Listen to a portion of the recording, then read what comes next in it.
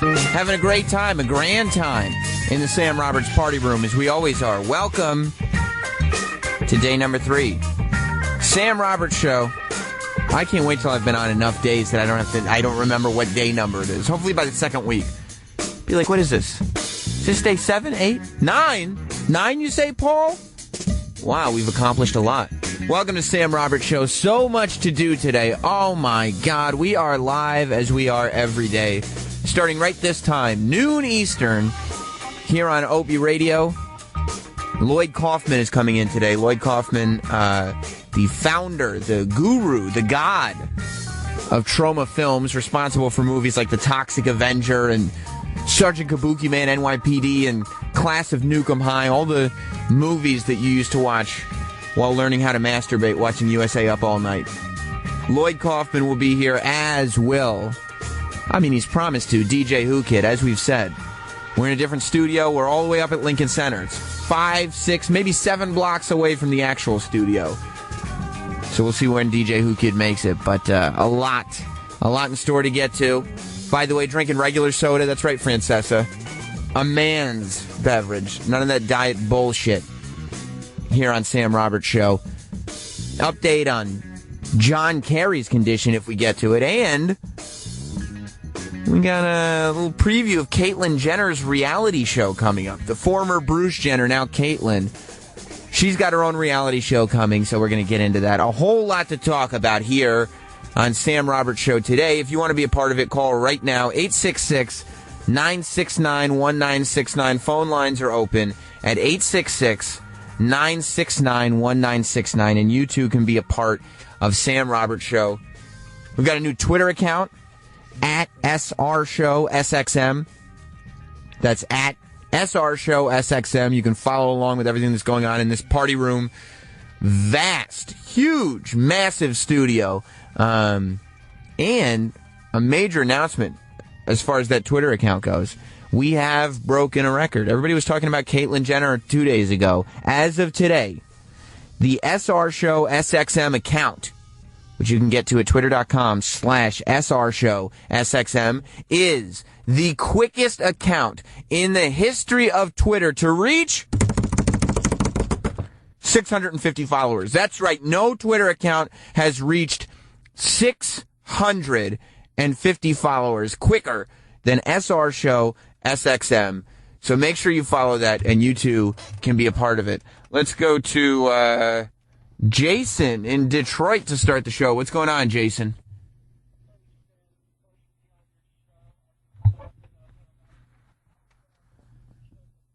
That's amazing.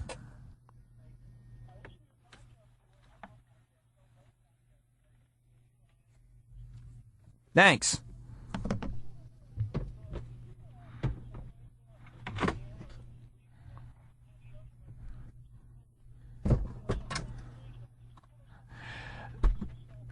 See, I was looking around. I wanted something. If you go to my Instagram at Not Sam, you can see I did play with his dog. And I told Troy, who was there with me, Troy Kwan was there. I was like, dude, get a picture of me playing with Stone Cold's dog right now. I did Stone Cold Steve Austin's podcast while I was out in L.A. I wanted to take something. I was looking around his house for what I could grab. But Steve Austin, and if you listen to his podcast that I was on, you know this because we talked about it, he's got no memorabilia. This is the only Stone Cold stuff in Stone Cold Steve Austin's house. He's got a giant Got Milk poster that's him holding 2 things of milk. And for some odd reason, this is the oddest piece of merchandise I've ever seen in the Stone Cold collection. In his kitchen, he's got a ceramic Stone Cold cookie jar. That's all he has, though, as far as Stone Cold stuff goes.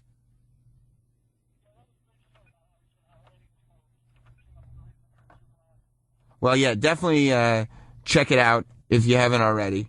Thanks, buddy. I'll talk to you later. Thanks for the call. I did, while I was doing Stone Cold's podcast, manage to get some shots in at Kevin Pollack because I figure, you know what? If Kevin Pollack is going to go out of his way to take shots at me on every show that he does, I'm going to go ahead and jump on this podcast that gets literally hundreds of thousands, approaching millions of listeners and make my opinion known. So this is what I said. Have you ever heard of an actor named Kevin Pollack? Yes. He's got a big problem with me. He's made it very public that he's got a problem with Why? me. Because I don't know, he doesn't like How me can on the anybody air. have a problem with you? That's what I've always You said. get along with everybody. I do. I thought I did, but Kevin Pollack has gone out and he's said it on his radio show. Yeah. And he's gone on Reddit and he said all kinds of stuff Right. about me and being on the air and this and that and he called up Opie's show one time because he doesn't think I paid my dues enough.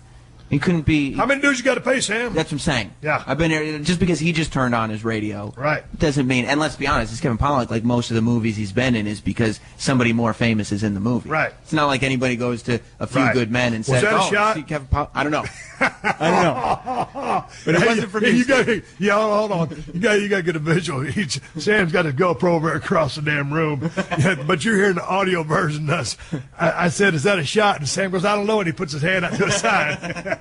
So, shots fired here at 316 Gimmick Street. Helicopters, ambulances on the way. That's right. How do you like that? Stone Cold is okay with me. Stone Cold thinks I've paid dues. Kevin Pollack doesn't, but Stone Cold does. Just getting that dude to laugh that hard at anything was a major, major life accomplishment. I mean, goddamn, he was getting such a kick out of it. Stone Cold is a real dude. A real ass dude, as some would say. Let's go to Superfan Eric, speaking of real ass dudes. What's up, pal? Yeah, buddy. Superstar Hogan, whatever the hell he was. It was great. Listen, hoagies, baby. I'm delivering hoagies right now. I'm going to put a little boost on some of these guys down here in Philadelphia. Boost it up. Talk to you later, buddy. I just heard somebody texted me that you couldn't hear the callers at first. I think I fixed it, though. I don't think program was up, but I should be able to fix it. They're going crazy, Paul. You want to answer them? Ladies and gentlemen, which one you taking? That one? Fresh in the building. First time on the daily version of Sam Roberts Show. It's DJ Whoo Kid. What's up, pal? So excited. That's the one. How you doing, buddy? What's up, man? What are you doing? I'm loving it right now. The rain stopped. It's hot. Oh, You know my what I'm saying? Everybody's out in the streets. Yeah. Running around. And the women get very, very excited once the rain stops in New York and it's the summer. They take all their clothes off. The sundresses come back out. It's a big, big deal. No panties. Is that right? They don't wear panties? Yeah, especially the office workers. They don't wear any panties. Which offices do you go to? I mean, it's unfortunate I got to deal with the Sirius XM workers, but See, that's why we moved over here to Lincoln Center. We don't deal with any of that bullshit there's a anymore. lot of bush out here too, man. It's their bush. They don't shave. They're on the 70s thing out here, man. Wow. I guess, you know what? It was just winter, so they haven't gotten their summer haircuts yet. I got to get some pics for these chicks out here, man. Please do. Please do. Where have you been, Whoo Kid? It's been, I mean, I guess we saw you on Friday, but you disappear for days, if not weeks at a time. I actually was I was supposed to be here Monday, but I was stuck in Toronto because of all that rain. It rained for like 3 days straight. I almost built an ark. So they canceled all the flights. So I had to deal with getting stuck in a different pussy in Toronto. So I went to another chick's crib. So I couldn't make it Monday. I'm sorry. You just went to some other bitch's crib. Yeah. That's great. French That's bitch. great. What do you say, Paul? What do you want me to do? Just do a test. Pick up what line? One. Okay. All right. I'm going to test Paul right now. He's going to test our phones, Whoo Kid. Oh, to see if it works? Yeah. Okay. How you doing, Paul? I hear you. All right, great. All right, so I fixed it. Don't worry. I'm quite the engineer myself. A lot of people don't realize that I can handle hosting and board opping and engineering. I can do it all. I'm exhausted, though. I see you're tired, man. Speaking of tired, Yeah, tell me. I've been getting attacked from Friday's show with all these specialists with the lying detector machines and all that. Well, I definitely want to talk about it because Lloyd Kaufman's coming on the show later on today. Ooh, that old school guy that does them horror movies? Yeah, he does all sci-fi 50s horror and stuff. He's still alive? Yeah, well, it wasn't from the 50s. It was the 80s. No, it looked like the 50s. No, it was the 80s. It was definitely the 80s. How is he alive and Johnny Carson's dead? I don't know. It's one of those cruel jokes that God plays on us. Maybe you could ask him when he gets here, but I want to know. Get God on the line. I want to know what his opinion is on you Yeah. claiming on Friday that you were sitting in Long Island Mm-hmm. watching Twilight movies. With Taylor Lautner. with Taylor Lautner. You're getting very excited as he was turning into a werewolf. Okay, yeah, make it clear. I wasn't excited because of his six-pack and oily body. Well, I'm saying you like the transition process. You like when he had those wolf legs but the man body. Like, you like that. You like that. That animalistic urge came out of you. And you saw Taylor Lautner, but you then claimed that you got abducted by aliens as you were watching. Yeah. You're still on this. Some gray joints, yeah. You haven't given this up. Never, I'm not. You said, DJ Whoo Kid told me that he got abducted. Funny, man. He got abducted by aliens. Again, we got the phones working, so if you want to call up 866-969-1969. I mean, they could relate to us, right? I know, because I think you've made it up, but you're insisting. This is what weirded me out. He went on a show on Friday, and he was talking about getting abducted by an alien, and they were gray, and they were eunuchs. They had no genitals, but he saw their pelvises, and they looked like mannequins, and they had reptilian skin, and he had all these details. And I was like, Whoo Kid has once again just made something up off the top of his head. Come on, man. You got Bruce Jenner running around here with no fucking dick, and you worried about Caitlyn Jenner. But man, get the fuck out of here. But we're off the air. We're in an office at SiriusXM. We're in the office of the guy who runs Whoo Kid's channel, Shade 45. Love it. And Whoo Kid goes, yo, man, I was just telling Sam, I got abducted by aliens last night. And he's serious. And we're off the air. I don't know who he's performing for anymore. I even told Waka Flocka this, but he hung up on me. Good he hung up on you.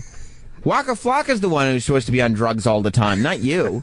You're still insisting that this happened. I'm telling you, man, it really did, man. I'm gonna stand by my dick. Have you your dick? I mean, that's you know. Is that a slang I don't know about? Yeah. When you're telling the truth, you're like, instead of saying word is bond now, you say I'm standing by my dick? Yeah. Okay. All right, I'll remember that for next time. Next time a caller calls up and he doesn't believe me. Because you're not supposed to lie on your dick. Like, you know, you lie and say, I had sex with a certain individual. Right. You're not supposed to do that. But you're lying. Right, and your dick feels betrayed by that. That's amazingly embarrassing. That's like fucked up. If you get caught, you look like a fucking total loser. Yeah. And then your dick shrivels up because your dick doesn't want that kind of betrayal and humiliation. You don't want that kind of promo. No. Well, yeah, go ahead and call up if you think Whoo Kid's telling the truth. So you haven't been contacted by aliens since? I mean, I saw Bruce Jenner all weekend on TV. Fucking widow. He's not an alien. He's a trans individual, Whoo Kid. And you didn't see Bruce. Mental case. You saw Caitlyn. Have you heard, by the way, the promo? Caitlyn Jenner is getting a reality show. Oh, really? That's right. Bruce Jenner, formerly Bruce Jenner, now Caitlyn, is getting her very own reality show. And a preview came out for it. I don't know. Did you hear about it? I don't want to see him. I almost threw up looking at him. Well, I got to tell you something, Whoo Kid. I think you're being very prejudicial. No, I'm not. I don't like his lips. Do you think that's the problem? It's disgusting. What do you think of this? Yeah, that's nasty too. Okay, all right. So you don't like my lips either. Whatever. No, then. He puts like shots in his lips, like collagen, and it makes it like curve. It looks like a little ramp. Like you need like a skateboardist to jump off that shit. Well, he's got that selfie duck lip thing. He did live with Kim Kardashian for a long time. It's disgusting. If you're in, I said it yesterday. If you're going under the knife anyway, I don't think there's any excuse for a person who's making the transition, who's got money, to not look. I think Caitlyn Jenner looks fabulous. How old is he? 65? Why are you doing this now? Because he couldn't do it when he was at the Olympics. You got shit to do. Like you're 65 years old. You're not getting pussy anymore. No, that's true. You're gonna get a pussy. I mean, maybe he will now. He'll find some nice lesbian or something. Loser. And then he's continuously telling us that, this is a personal thing. It's not about whatever, blah, blah, blah. But he got it on every goddamn fucking... It's everywhere. He does. They were just saying... Daily News. Caitlyn Jenner beat Obama to 1 million followers. She set the world record, the quickest person to 1 million followers. In 4 hours, she got 1 million followers. That was until yesterday when SR Show SXM launched. The Twitter account for this show, SR Show SXM, the fastest Twitter account to ever hit 650 followers. So that's huge. We're dying this year. We're all going to die.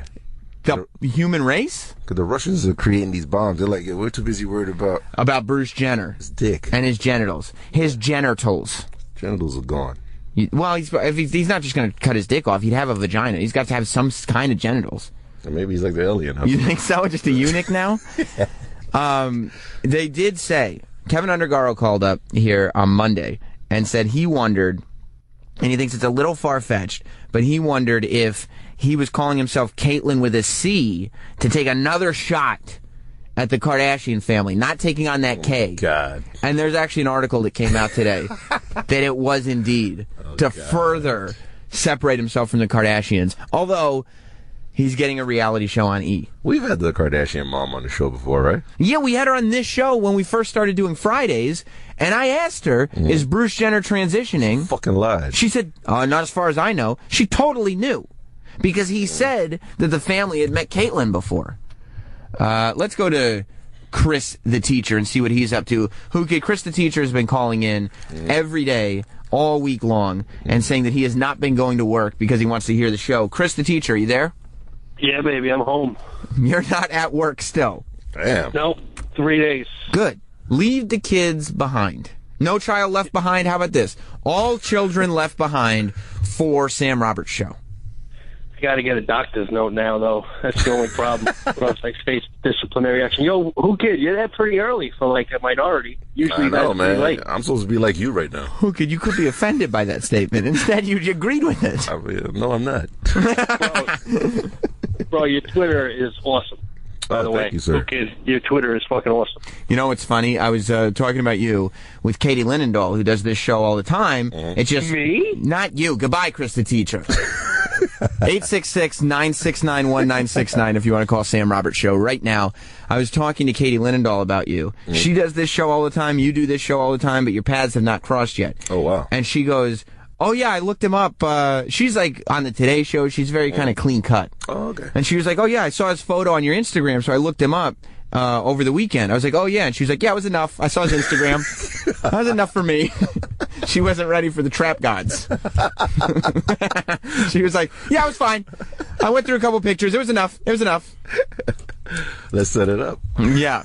I mean, I'm absolutely going to introduce you to, but I want to play for you, Whoo Kid. Oh, for real? Leave those headphones on. I want to play for you the preview. This just came out. Oh, wow. Caitlyn Jenner's new reality show.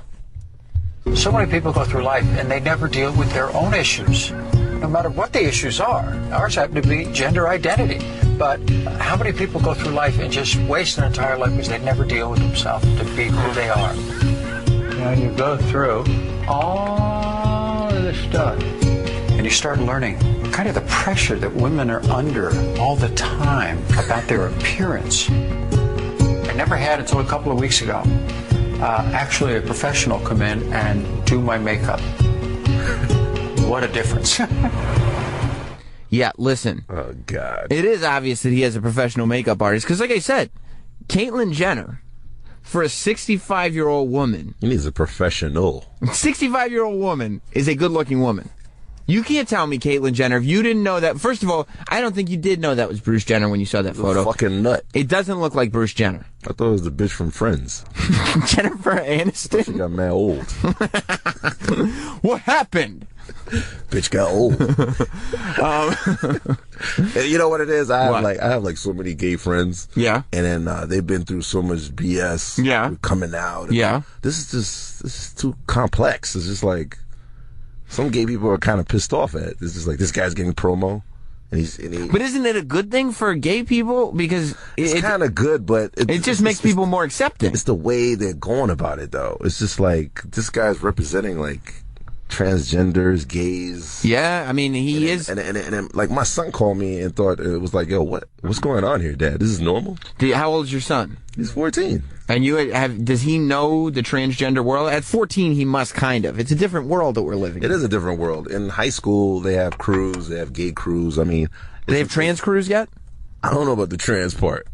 We had that in high school. We made fun of them, but right. Well, that's the problem. You were the people who were making their lives difficult. But you know, they always say you're born like that. But I think he's just mentally a cuckoo bird. Like he's 65. Yeah, but do you think all trans people are cuckoo birds? I don't think all trans people are cuckoo birds. Just older trans people. They just want to do something different. But when you're 65, right? You've been through it all. You got like 10 kids. He's kind of like he's black. He has like 10 kids. He does have a lot of kids. Yeah, he has a lot of kids. And he's got Olympic gold medals, which is another kind of, to be that good of an athlete is a little black as well.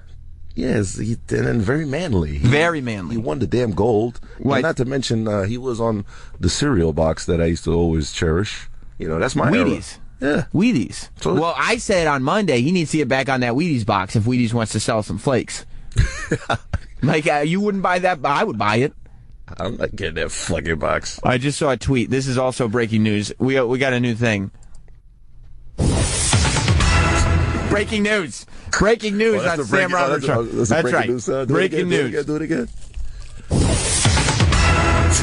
Okay, look. Monday, the breaking news was Caitlyn Jenner on the cover of Vanity Fair. Tuesday, the breaking news was the president of FIFA stepping down. Wednesday, more breaking news, always on Sam Roberts Show. Do it again. Oh, shit. And the breaking news is, this is really on Twitter, Dennis Rodman is trying to jump on this bandwagon. Come on, man. Dennis Rodman says he wants to go on a date with Caitlyn Jenner. Are you fucking kidding me? I kid you not. That is breaking news. Dennis Rodman quoted saying he wants to go on a date. And that sounds like a shitty joke from like 1999 or something. Hey, guys, I just heard Dennis Rodman wants to go on a date with her. No, this is real. But it's fucked up. Like, he actually never went the feminine route, but he's been dressing like... Well, there's a difference. He married himself. He did. He married himself at a book signing. Yeah. He showed up in a wedding dress with the wig on and everything. Because I think Dennis Rodman, that's the difference. Okay. Everybody says, people are just doing it for attention. What is it real? What is it fake? Bruce Jenner is an actual trans person. I think. Dennis Rodman is just a guy who likes attention. He doesn't want to fucking date Caitlyn Jenner. He just wants people to talk about him again. He wants the breaking news to be about him. New shit. He's just looking for attention. He's not a trans person. He's just a confused individual who needs people talking about him. But please admit that he could be 10% a cuckoo bird. Dennis Rodman? No. Bruce Jenner. Yeah, 10%. I don't know. I don't think he's a cuckoo bird. How can you not think that? Because I think he's just a guy. He went crazy. It's just like somebody getting Alzheimer's. He don't remember shit. He's 65. They're letting him do him. You think he just woke up? I think he's a bitch now. You think he just woke up one day confused? He don't know what he is. He gets lost. He thinks he's a woman. He ain't fucking his wife anymore. Well, no. He's not married to her anymore, is he? I think him and Kris Jenner are separated, divorced. I would fuck the shit out of Kris Jenner. Well, I would fuck the shit out of Caitlyn Jenner. I wouldn't fuck. All right, well, that's your prerogative. No, I don't think... It's definitely your prerogative. I think he's a guy who, at 65, realized... Well, he didn't realize he wanted to make the transition. I think he wanted to make the transition like 30 years ago. I think he's the biggest hoax ever, and I think he's a cuckoo bird. You think he's a hoax? I think he's just doing You think this is a ruse? I think this is all a joke. So you think he's rumpusing? There's children dying in Africa. There's nuclear weapons being bought at this moment. But no. United States of America would rather watch some cuckoo bird who's 65 wearing a fucking gold dress and acting like it's courageous. Well, not only are they acting like it's courageous, but fuck out of here. The ESPYs, I don't know if this counts as breaking news. This broke last night. White people are crazy. This is true. The ESPN Awards or the ESPY Awards. Drake hosts them usually. July 15th is the ESPY Awards, and Caitlyn Jenner is going to receive a Courage Award at the ESPYs this year. Courage of what? Wearing a fucking glitter dress? No, here's what the courage is, DJ Whoo Kid. Courage to follow her dreams, even though there are people like you. He's 65. He's not 20. He couldn't have done it when he was 20, though. He's not 30. In the 70s, you know how dumb that shit would have looked in the 70s? That's his fucking problem, being raised in the 70s. This is fucking 2015. You're supposed to do this when you're young now. Yeah, but guess what? I don't give a fuck. You know what you're also supposed to do when you're young? What? Take fucking selfies and have plastic surgery. It's okay now. But you could tell that to Kris Jenner. You know what? You could tell Kanye West's mom that maybe she didn't need a fucking tummy tuck at 65 years old. Yeah. Maybe she'd still be breathing. I know. But people make these decisions. You think Kris Jenner's a cuckoo bird? Those are normal. Well, how is that normal? This thing is not normal. It's I don't even know how to talk to my kid. What am I going to tell my kid? I'm not going to say he's a What am I supposed to do? What am I going to tell my kid? What am I supposed to do? This is normal? You're supposed to tell your kid that people were born this way. I'm not supposed to do that. Play some Lady Gaga music for him. No, he's supposed to go to school and just study and worry about fucking life. You know what your problem is, Whoo Kid? Not some fucking guy in a gold dress that's on every fucking news channel. You walk around and you got your flat... And I'm a nigga. You are.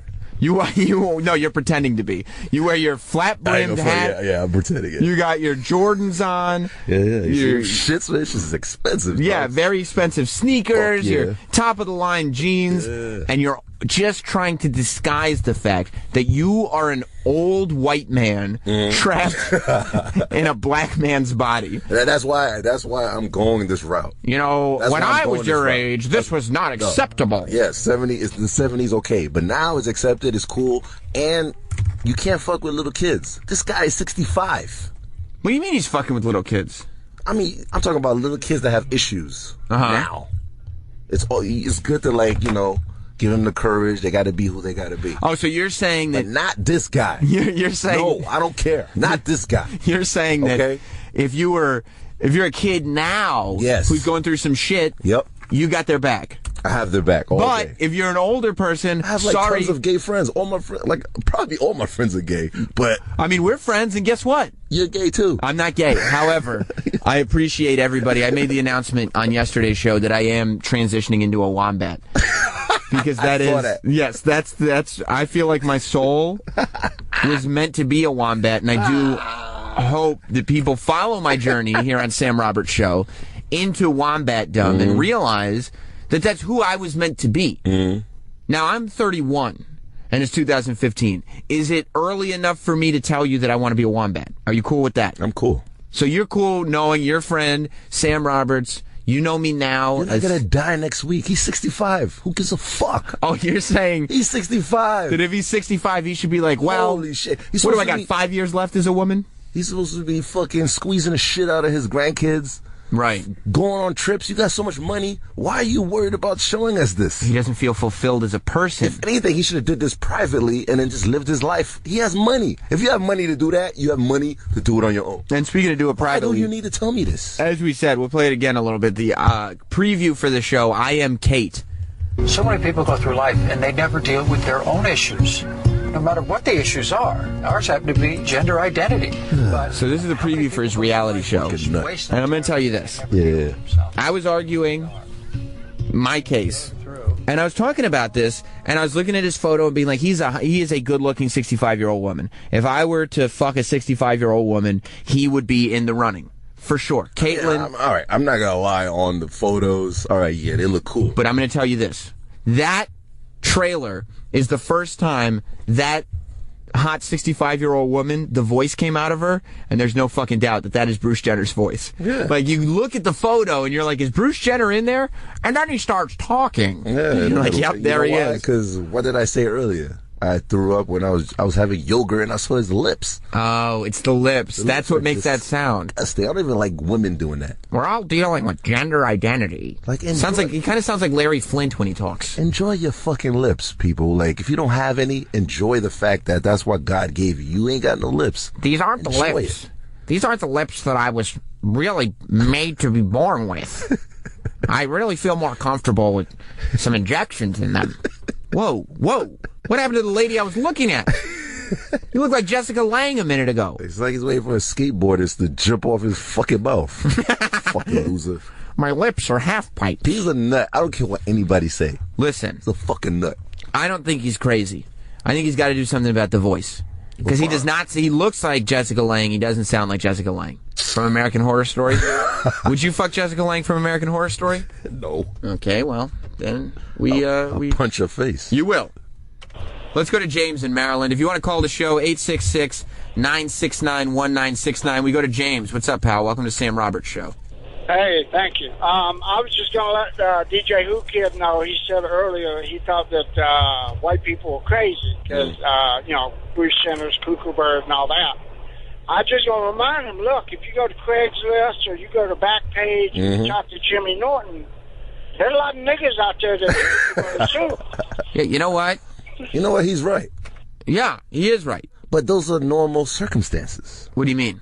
Like, these people are selling their body. They're That's normal? Yeah, because they're doing something to make money and they're dressing weird. Like, You've been listening to that Usher song too much. I could accept that. You're saying, Shorty, I don't mind if you dance on a pole. It don't make you a hoe. Yeah, it don't matter. Shorty, I don't mind if you're working till 3. Like, all right. If you're leaving with me, yes, Go and get that money, money, money. Exactly. That money, money, money. Like a pimp.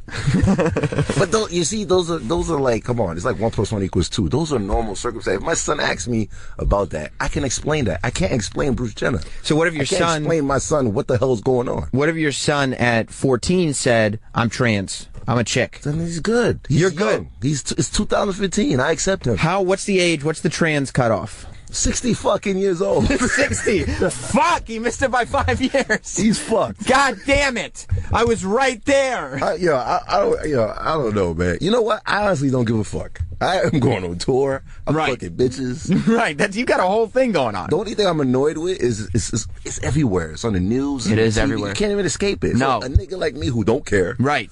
I have no choice but to see it. They're forcing you to care. Like I'm just watching Netflix now. Right. I can't fucking take it. No, you're putting your Twilight movies back on. His lips, I probably would accept it, but his lips drive me crazy. His lips you don't like. Disgusting. Yeah, you're left to do nothing but sit there and watch Taylor Lautner with his shirt off for a little while longer. He's a hunk. I want to be like him. 866-969-1969 to call up Sam Roberts Show and talk to yours truly, as well as DJ Whoo Kid. Let's talk to Ryan in Detroit. Welcome to the show, Ryan. How you doing? About 12 years ago, I worked with a guy who was turned into one. Mm-hmm. And what was weird was... How old was the guy? He was mid-40s. Okay. That's okay by you, Whoo Kid. 40s. Yeah, that's good. Okay. But here's what was really weird about it. It was an auto shop. He worked in the back, and his wife worked in the office. Yeah. So we fired this motherfucker. He came back. We fired him as a man. He came back with tits, makeup, and hair. Did he? Is it because you fired him? No, I don't. It was a small hick town, but they made him. They made him go through some psychological therapy and testing for over a year before he could change his name legally. Yeah, and I mean, go ahead. It's so fucked up. And you know, it never bothered me because I always had this feeling there was something fucking really weird with this motherfucker. Mm. But the only thing that ever bothered me really was when he would talk about sucking dick in front of me. Like, man, we got to calm this shit the fuck down. Because you can do whatever you want. I don't care. But I don't want to hear about you fucking blowing some dude because that's just fucking disgusting. I mean, I guess I can respect that. Everybody gets their point of view. I don't want to hear about a man giving me details. I don't know why a man would insist on doing that. Like, who could? If you were gay, I wouldn't have a problem with it. Yeah. But if you came in and said, "Oh, Sam, I got to tell you about this cock I was sucking last night," I go, "Who kid? Like, relax. Why? Why are you telling me all this?" But if I'm gay, it's normal. It's normal to do it, but it's not normal to give me every detail. Like I'm interested. Maybe that guy was gay. He just went all out. He dressed crazy. Right. He was having a good time. I don't know. I don't have a problem with it. I mean, I'm not expert in the gay area, but if you're gay, you're pretty well versed. You're supposed to be like, I mean, if you're gay, you're supposed to dress like you, like Sam. What is that supposed to mean? I mean, you dress like a gay person. Well, I guess if that means I'm stereotypically fashionable, then I'll accept it. I mean, you could be gay. Who knows? Who knows? Okay. I got a long life ahead of me. 60. Z in Atlanta. Can we all agree that this is the biggest case of post-Olympic blues being carried out for years? Hell fucking yeah. He's crazy. Yo, am I really that crazy to assume that he's crazy? But didn't he say on the interview that even when he was in the Olympics, I think the Olympics. So what are you're gonna believe everything he's saying? Like he's really what is he, like God's gift to fucking the planet? Like he's not lying. Here's what I think. He's a Kardashian. I don't think he's not even a Jenner. He's a Kardashian. He's a Jenner. God damn it! You know, goddamn Jenner. First of all, I think that he did the Olympics to over-masculinize where he was psychologically, meaning he did not get post-Olympic blues and turn into a trans person. He was a trans person, and he didn't know how to deal with it, so he started becoming a great athlete. He was trying to over-masculinize himself. He was like a hunk. He was a hunk, and if there's one thing Whoo Kid loves, it's hunks. It's hunks. I mean, I want to be a hunk. You do. I don't want a hunk. But you look at hunks like role models. Usually men look at other men. So that's why you're mad. No, I'm not mad because of that. Usually men look at other men because they either didn't want to be like that guy or they want to act like that guy or they respect what that guy's done, like everything he's done. That's why I got all those looks. I walk down the street and people are like, damn, that's really primetime Sam man. Roberts. Yeah, like when I see you, same thing. Right. You know, if you see George Clooney, you see he's an attractive guy. He gets all the bitches, incredible movies. But then he gets married, and you go, that you have the same reaction that you're having right now. No, I'm not mad. He's getting married. Maybe I see where you're coming from. I was. No. I was like, what are you doing, George? That's what I thought. I thought George had lost his mind. I thought the way you think Bruce Jenner's crazy, I thought George Clooney was crazy. Yeah, he's crazy, all right? He lost like $100 million. Right, that's the way you see it. It's just, that's a terrible investment, George. What are you doing? Nah, but that's what I'm saying. Like, that's usually how I see other men that I either, I admire or I want to be like, not in the gay form, but this guy's just, it's just too complex for me to try to comprehend that this guy is normal. Well, it's the same brain as a young person, but now he's older. He couldn't do it when he was younger. You can't believe the media. You're worse. Is that what's happening? What are you, in the Matrix? You gonna believe everything the fucking media throws at you? I took the red pill. Obama's a fucking liar. He is? But listen, how can you deny this man? Jesus Christ. Who can do a wild rumpus? That's some good rumpusing. You mean to tell me I can't take that man seriously? Fucking liar, man. You mean to tell me... Hey, you over here worried about me getting... Fuck you. That's some good rumpusing. It is some good rumpusing, Obama. That's why he's the president. You're the fucking worst. That's crazy. You worried about me getting abducted. You want to believe that I got abducted by a fucking dickless alien. Right. You want to believe in Bruce Jenner's bullshit story? What's bullshit about it? 17 million fucking idiots saw this dickhead. Yeah. And come on, it's a fucking parade. It's a joke. Well... maybe it is. Maybe I'm wrong. Maybe I'm naive. Maybe it's my naivete coming through. It's a joke. We got a lot to talk about today. Lloyd Kaufman's coming in a few. DJ Whoo Kid is sticking around. I'm going to wear a dress on tomorrow's show. You are? Come here as a fucking weirdo for you. And then you're going to tell me, oh, Whoo Kid, you're so fucking courageous. A lot of courage. I'm glad you did it. You see him wearing high heels? Get the fuck out of here. I did see him Why is he wearing high heels? That's what he's comfortable in. It's disgusting. His legs ain't even cute. Whoo Kid, you... he has veins on it. Yo, bro, I checked everything. Well, you know what? Disgusting, baby. That's what Brooke... What courage is there? What do you think Brooke Hogan's going to look like when she's 65? I'll fuck her in the ass. You will, right? I will fuck the shit out of her. God damn you, DJ Whoo Kid. You are... Hogan. You are a horrible human being. Horrible. Fuck out of here. I'm a human being. Listen, we got a lot to talk about with that. I want to talk about why I'm exhausted today. I was about to get into that, but we got into all this Caitlyn Jenner stuff. Oh, you were fucking like crazy this morning? No, I wish. But of course not. And what a loser. Who get up? First of all, I'm not a loser. How dare you? And second of all, I want your opinion on Chet Haze. Oh, shit. I want your opinion on Chet Haze for sure. My best friend? We'll get into all that when we continue here on Sam Roberts Show. Boy. A little inspiration for DJ Whoo Kid. Welcome back to Sam Roberts Show live. Thanks. Here on OP Radio. Thanks. We're live every day now at noon. Is that Courtney Cox's favorite hit? XM 103, Sirius 206, every single day. Call up now, 866 969-1969, 866-969-1969. We're also on demand at SiriusXM.com/on-demand. If you go to notsam.com, you can see recaps of every show, or YouTube.com/notsam, and you can see a little video clip. Paul Feig was on the show yesterday, and he was talking about the Ghostbusters reboot that he's doing.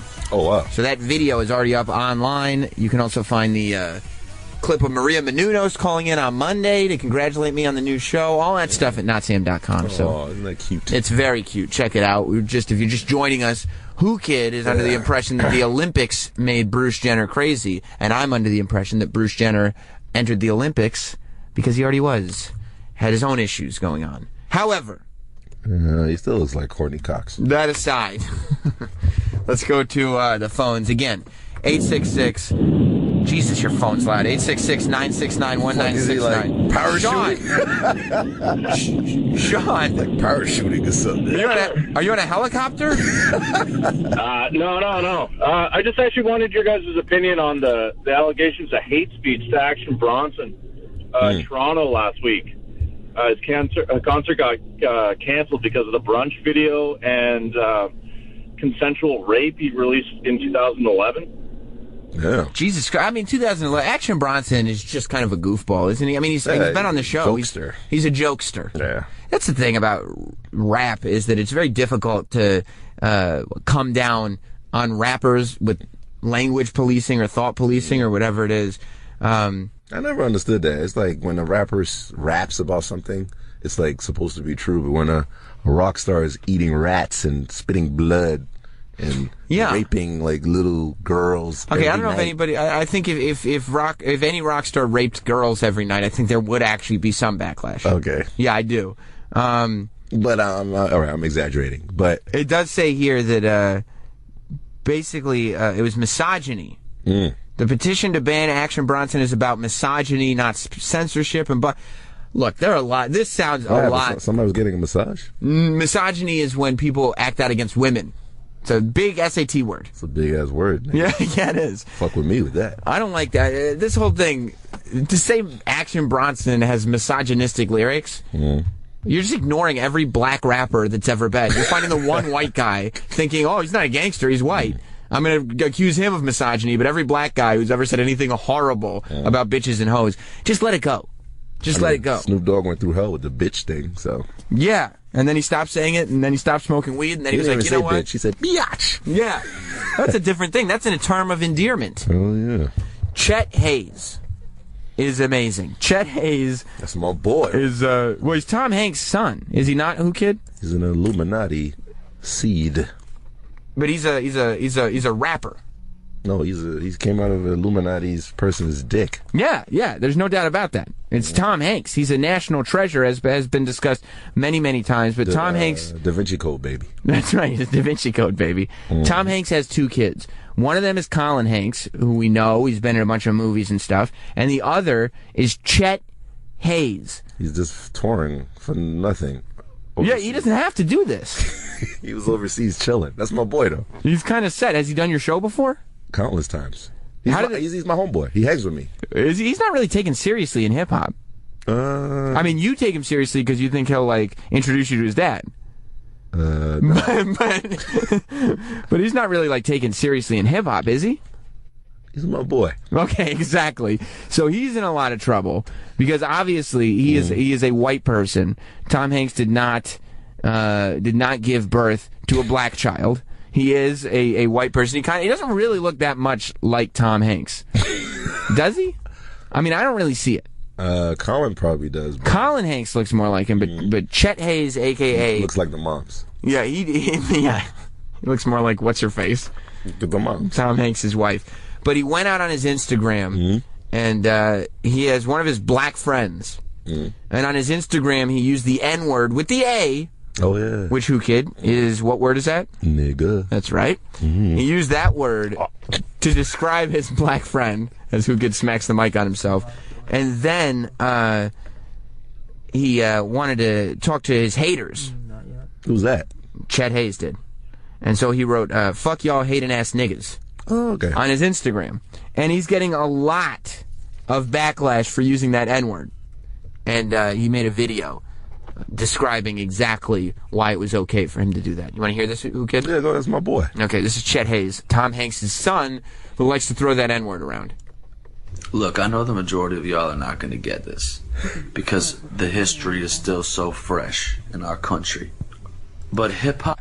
What is it about people like Chet Haze that don't realize that all you can do is shut your mouth? There is nothing that a white person can say that will educate anybody on hip-hop culture, the history of black people in America. No white person has ever sounded good describing that. It's either groveling, or it's incorrect, or it's racist. You're right. Am I right?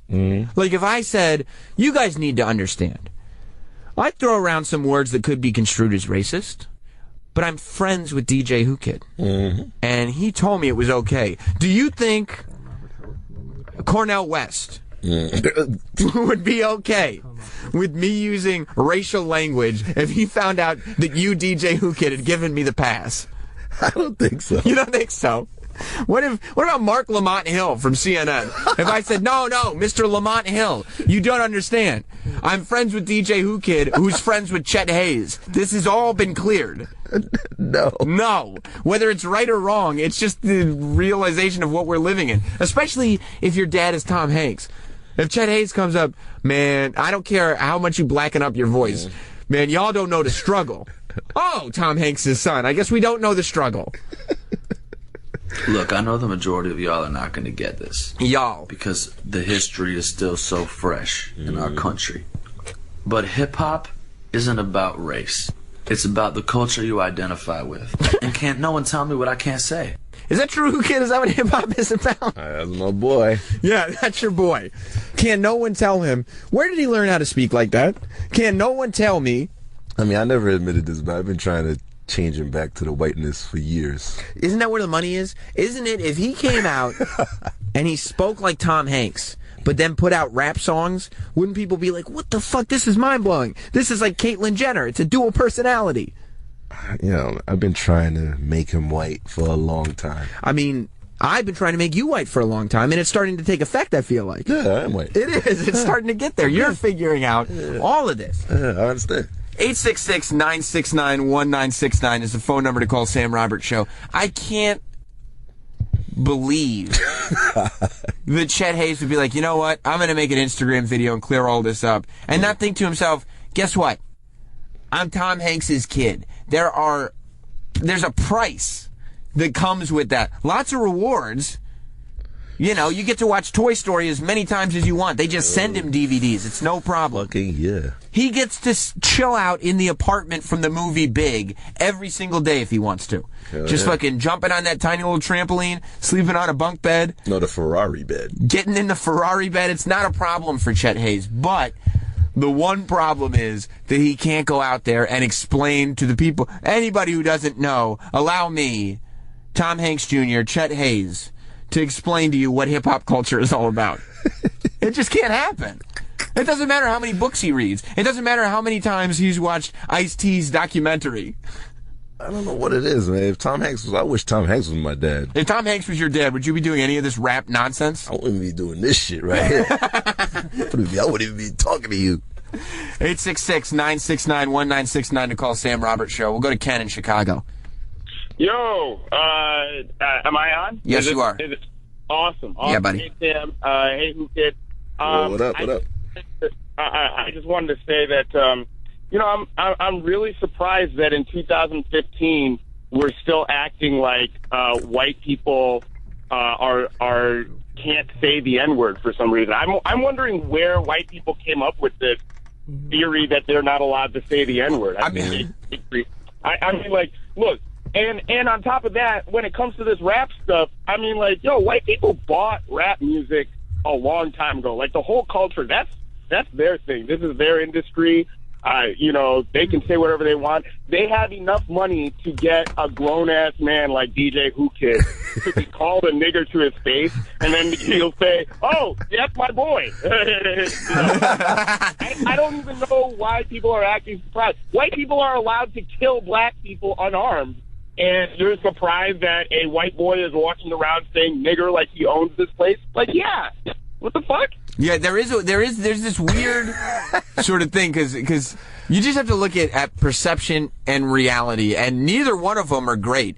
But if you're living in the world of perception, then you can't say these words because they're offensive and blah blah blah, and it's complete bullshit because the words don't mean anything. So that's not good. The reality is, of course anybody can say these words because Ken in Chicago is right. And that's also shitty. So I mean, like, dude, white supremacy is in effect. We are living under it. These white people run things, and they can do whatever they want. Yeah, I'm glad you admit it. Black people are playthings for the white man. Like, it's very clear. And I low-key think that this Bruce Jenner thing, they're low-key fucking with black people on this. Like, white people are way too calm and way too collected, and black people are freaking out. So I think that there's some fuckery going on. Are you a white guy or a black guy? I'm black. Oh, see, that's how you know. See, but you're like you're sitting there going, I'm a black guy. You live in Chicago, first of all, so you see it firsthand. You're telling me... Dude, they're running a script here. I mean, like, dude, they literally have black people singing songs about killing each other. And then they really do it here. I mean, so you think this is a white propaganda machine that has created a culture. You don't get on Vanity Fair. You don't get on Vanity Fair and, strut your stuff, on accident. I mean, like, I don't think that that's an accident. I think that there are people that work in concert that, agree, fuck these black people. We're going to confuse them. Wait. We're going to make a... Yo, but I asked you earlier, do you really believe everything the media is hitting you with? First of all, you didn't ask me anything. You asked me. I asked you, nigga. But, so, Ken, I think Whoo Kid's agreeing with you. You think that the whole Caitlyn Jenner thing, you think this racism stuff is running so deep that white people are banding together and saying, you know what, if we put Caitlyn Jenner on the cover of this magazine and pay her all this attention, we're going to confuse some black people, and hopefully they'll start shooting each other again. Okay, so I don't think that they actually put all those dots together right there. But I do think that, yeah, dude, white people are clearly operating under a code of conduct. They're clearly, okaying things and checking each other on what to say about stuff. Dude, as a white person, it's like half a white person at least. I'm gonna tell you that maybe there is an inherent white secret code, but we white people, we don't even know what you guys are saying half the time. You want to talk about a secret code? You have your own language. Okay, I listen to rap music and have to go to a website so I can figure out what makes the songs cool. Now me? Yeah. White people have invented that. They invented the instant decoding machine. I mean, like white people were using OnFleek like the week after it was invented. We used to be able to come up with stuff. They're monitoring us very closely. No, it's not monitoring. I tell you, I believe that white people are not monitoring black people to get through to the secret code and get it deciphered. I think white people are like, God damn, do black people sound cool when they talk? We got to figure out what these words mean. That's what I'm thinking. I go on the internet and I go to Urban Dictionary and I'm like, God damn, how does Drake make these sentences sound so cool? Well, he says nigga every 2 minutes. But that's why I'm trying to figure out. I go to Urban Dictionary and I try to figure out what words I can say to replace that N-word and still sound cool. And so I tell everybody, hey, you see, I got a daily show on Sirius XM. It's pretty on fleek right now. I don't know. Look, I think that the end of this Bruce Jenner thing is they're coming after our kids. They're really. I think the end of it, I think that there's a very wealthy, very powerful white males that are working very hard to get pedophilia legalized. What? I think that this is just the next step. Oh my God! I got to figure out what's going on here. Okay, so he's going deep. So you're telling me that the Caitlyn Jenner thing, part of it is because we want to make sexual proclivities. Okay, like we want to make it so that kind of weird sexual stuff that we didn't accept. Hang on. Let me get to the end of it. We want to make it so that sexual stuff that we didn't necessarily okay before, we're okaying now. And that is to get to a point where rich white men can make it so that pedophilia is okay because they want black people to kill each other so they can have sex with their children? No. I think you're a little confused as to what I'm saying. I'm very paranoid. Okay. All I'm saying is I have curly hair and I don't want to be raped. I'm saying that this whole, Caitlyn Jenner thing, a lot of the things that are going on, the eventual end is, rich white guys want the right and the A-OK, the thumbs up, to go ahead and go wherever they want in the world, including here in the United States, to pay a few shekels and to be able to do whatever they want with your kids. I mean, like, What the fuck? I got to tell you something. The cleanest thing we could say is they are sexually manipulating the kids out there. My kid don't know what's going on. He's not a guy wearing a dress. He's going all out. Like, my son is like, yo, did he cut his dick off, Dad? What am I gonna say after that? What am I supposed to do? What am I supposed to do now? We're eventually, like 30 years from now, you're gonna see that, these people are just gonna be parading around with little kids that they've purchased, and it's going to be A-okay, and it's going to be like, yeah, you can do whatever they want. They really are trying to bring back, the days of Bacchanalian Roman Empire and everything like that. Here's my only issue. You're a little too far, but my only issue is that I came in and said, hey, we've seen photos of Bruce Jenner in his current form, Caitlyn Jenner. He's a transgender person. And Whoo Kid said, that dude is fucking crazy. Then you call up Ken in Chicago and say, this is all a ploy so that white people can start touching kids again. And Whoo Kid says, you know what? This Ken brings up a great point.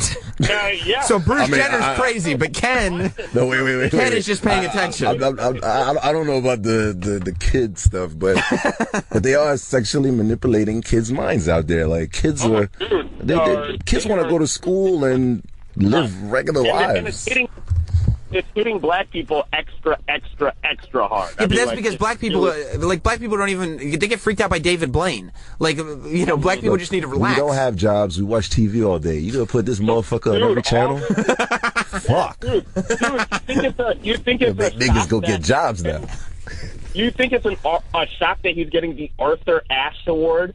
You think that it's a shock that he conveniently, announces his cosign from Kanye West and Barack Obama and declares himself a Republican? I'm not looking at this on some superficial like entertainment stuff.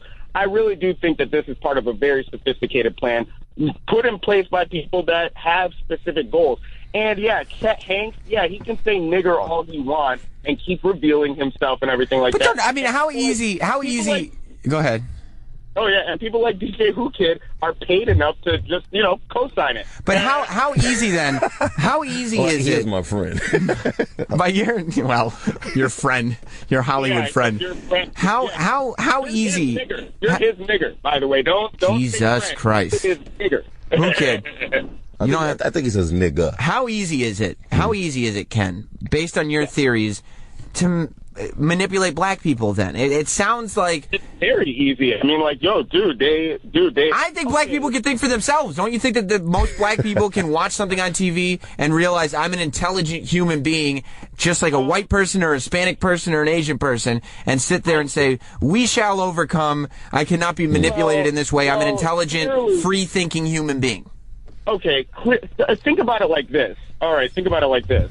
When Pharrell Williams was telling everybody else to be happy, that's right. He was saying to black people, young niggers, move that dope. And I mean, what? You think that's accident? You really think that that's you think that that's conspiracy theorist, right? My God! Listen, Ken, I'm gonna need you to stay in touch with this show because obviously I don't fucking understand the subtext of what's going on right in front of my eyes.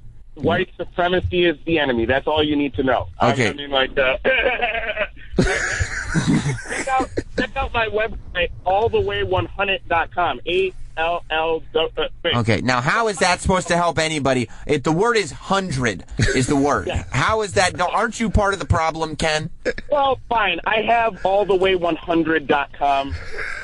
But well, that's the one we should be. That's the one I'm going to co-sign because I think black people can spell just as well as white people. Unlike you, Ken. I'm trying to add some flavor to it. God damn it!